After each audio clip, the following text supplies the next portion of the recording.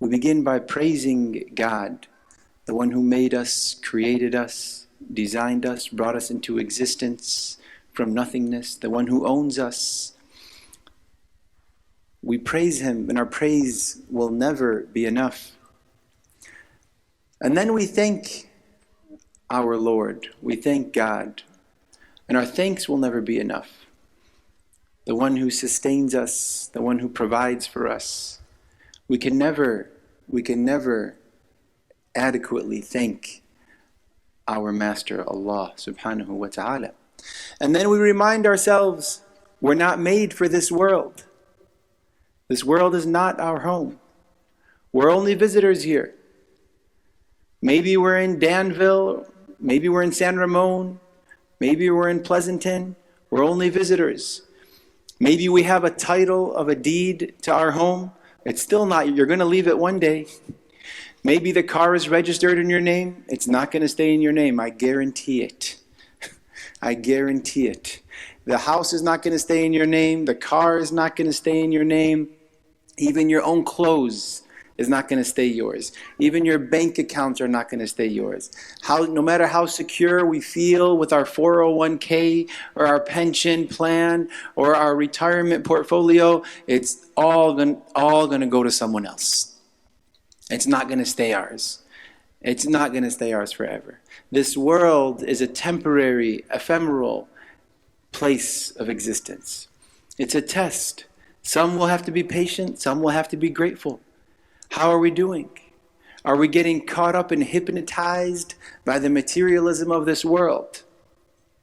And who is defining for us right and wrong? Who is defining for us cool and not cool? Who is defining for us bad and good? Who is defining for us what's funny and what's not funny? Who is defining for us success and failure? And how do we define these terms? The caller to prayer, the mu'adhin, said, Hayya ala al-falah. Come to success. And hayya is life. Come to life with success. In other words, prayer is a form of success. If we make $1 million in a day, but don't pray in that day, is that a good day or a bad day?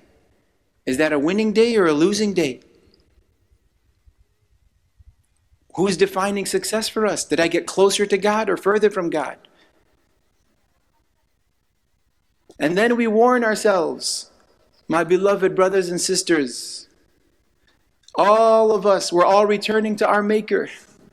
We are all returning to our Maker. And one day this life will be done. And we'll be asked, how did you live your life? Did you submit? Islam means to submit. To your ego? No. To your whims? No. To your desires? No. To your wants? No. To your freedom? No. To your feelings? To your truth? We have this really weird, modern, distorted concept of freedom these days. It's like this radical freedom. It's called everyone has this truth. It used to be I have an opinion, and then my opinion, your opinion, and then it evolved, my facts and your facts, and now it evolved even more, my truth and your truth. What is that? Truth is truth. And Islam is to submit. To who? To what? Is it what I want or is it what God wants? You know, I think this suit goes a little nicer with a black shirt. But I wore a white shirt today because the Prophet Muhammad, peace be upon him, liked to wear white. I think it goes better with black. But a Friday sunnah is to wear white, so I wore white. Is it what I want or what God wants? And is that the question? Because we live in this weird age of this. Do we control our desires or do our desires control us? Imam al-Ghazali has this beautiful parable about our inner universe. The dog, the pig, and the king. The dog, the pig, and the king. And the dog represents anger, and the king represents desires, and the dog represents anger, the pig represents desire, and the king represents intellect and wisdom. And the question is the pig wearing the crown? Is the dog sitting on the throne? Is the king serving the pig? Is the king serving the dog? Or Or do we actually have balance? Are we actually a balanced, noble human being? Because we were created to be noble. There are many creatures out there that are created to live for other reasons. There's stronger animals, there's faster animals, there's bigger and taller animals, there's animals that do this and that. We are created to be the noble human beings. وَلَقَدْ كَرَّمْنَا بَنِي آدَمَ. And so we're all returning to our Maker. And how hypnotized are we by this life? How hypnotized are we by our own hair? You know, they say a mirror is for two reasons. A mirror is used to rectify or admire. How much do we look at the mirror to admire ourselves? And how much do we look at the mirror to rectify ourselves?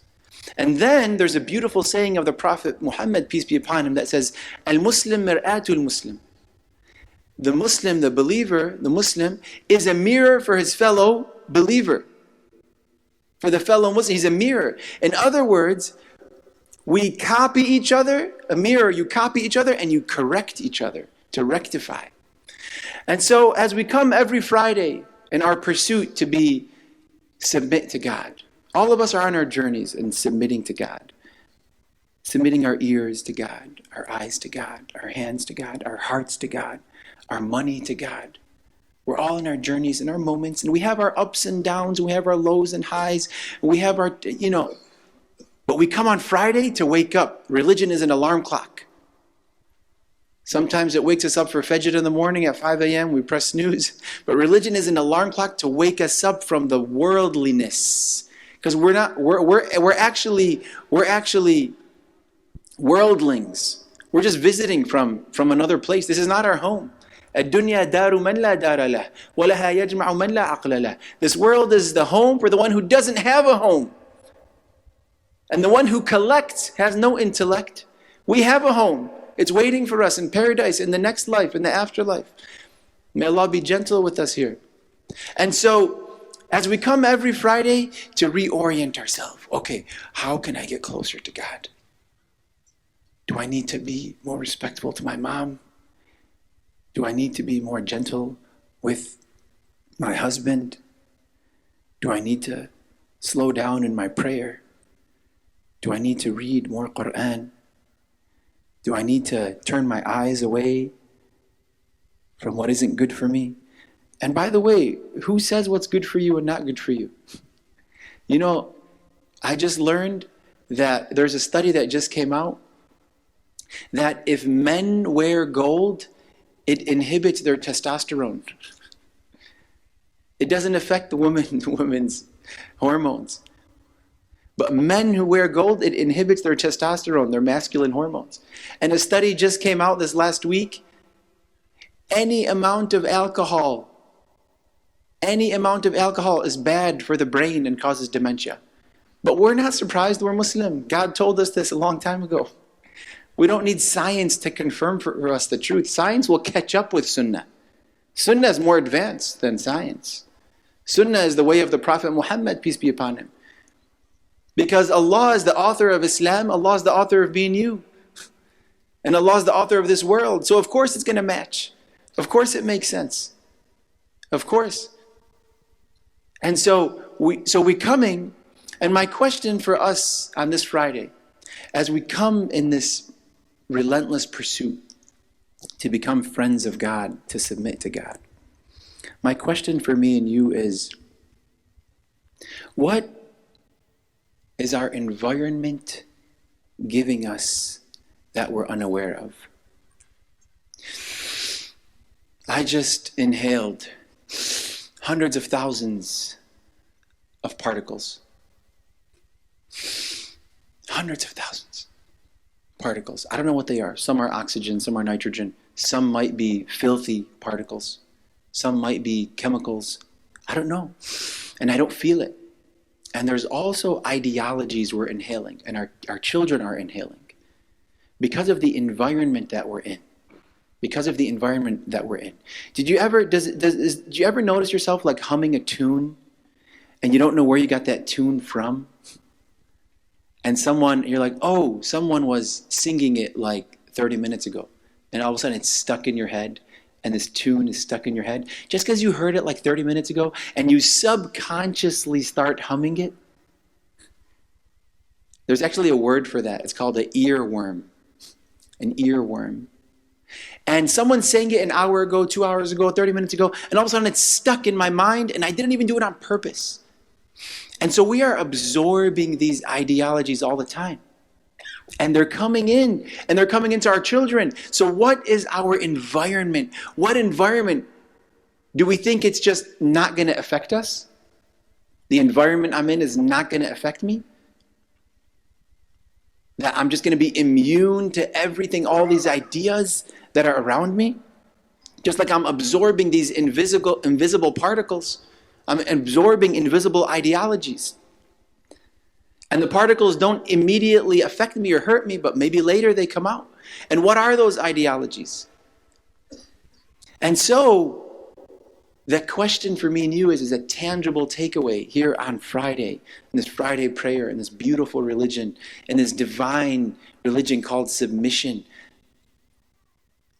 is how can we become an architect of our environment instead of a victim of our environment? So if, for example, if in your home you have 10 bookshelves, and you have a bookshelf in your kitchen, a bookshelf in your family room, a bookshelf in your bedroom, a bookshelf in your living room, a bookshelf in your dining room, guess what? Guess what your children are going to naturally absorb? Books. But if we have a screen in our kitchen and a screen in our living room and a screen in our bedroom and a screen in the car and a screen, guess what our children are going to absorb? Screens. And so are we an architect or a victim of our environment? أقول قولي هذا وأستغفر الله لي ولكم فاستغفروا إنه هو الغفور الرحيم. Seek forgiveness from Allah. He forgives all sins.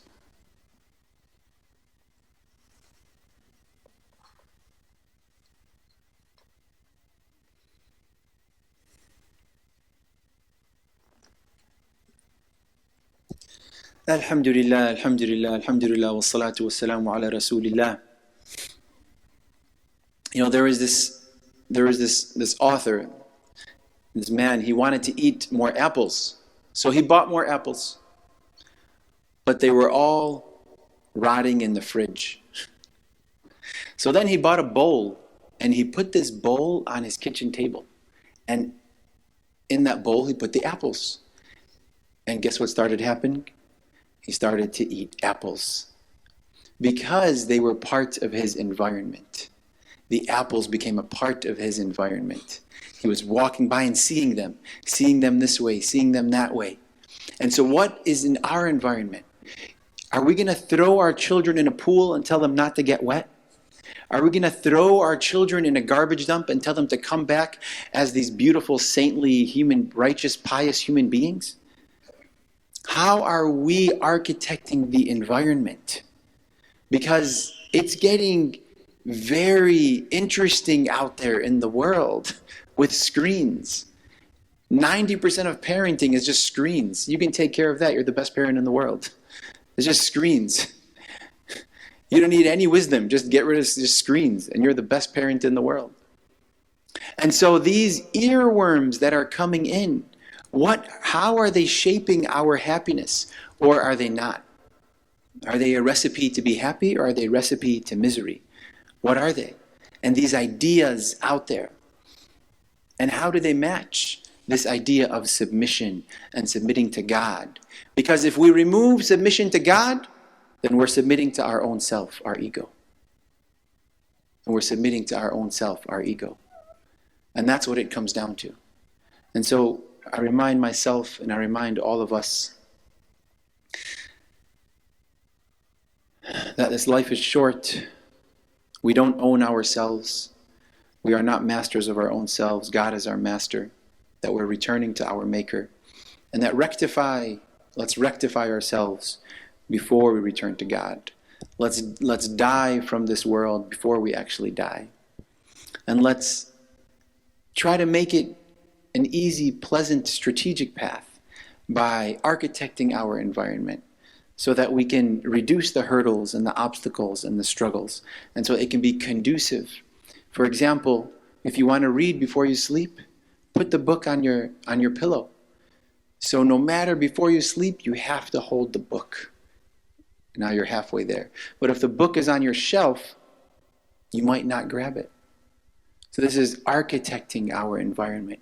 These little tricks, these little habits of physical. So when it goes in the eyes, it comes to the heart.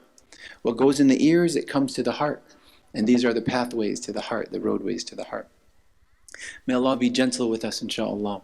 إن الله وملائكته يصلون على النبي يا أيها الذين آمنوا صلوا عليه وسلموا تسليما اللهم صل على سيدنا محمد وعلى آل سيدنا محمد كما صليت على سيدنا إبراهيم وعلى آل سيدنا إبراهيم في العالمين إنك حميد مجيد. Oh Allah, we ask you to forgive all of our sins. Oh Allah, we ask you to forgive all of our sins. We ask you in this moment to restore harmony to humanity. We ask you in this moment to rectify families, to bring happiness to families. We ask you to let us see the truth as the truth and to follow it, and let us see what's false as false and protect us from it. And don't let the devil dupe us. Don't let the dupery of the devil. Don't let him make the ugly beautiful. Don't let him make the ugly beautiful. Don't let him make the wrong right. Don't let us get it twisted. Don't let us be confused. Give us clarity, Allah, in this time of confusion. Give us knowledge in this time of ignorance. Give us light in this time of darkness.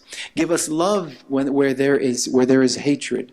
Let us be beacons of light. Let us be people that spread happiness and smiles to everyone around the world. And everyone who's oppressed around this world and around this globe, we ask you, O Allah, by your mercy and by your might and by your power and by your gentleness, to help the oppressed, to help the wailing mothers, to help the widows, to help the orphans, to help the crying fathers, to help the injured that don't have medicine, to help the injured children that don't have medicine, to help them. Ya Allah, we call you and we submit to you even if we don't understand the wisdom. We accept the decree and the unfolding of the decree even if we don't understand it. Because you are you and we are humans and you are our master, and we are servants and you are our creator. And we submit to you, and you are the owner and we are the owned. And so we submit to you day in and day out, and we renew our faith. We renew our commitment to submit to you. And we ask you to be gentle with us in this world as we traverse this world. رَبَّنَا آتِنَا فِي الدُّنْيَا حَسَنَةً وَفِي الْآخِرَةِ حَسَنَةً وَقِنَا عَذَابَ النَّارِ.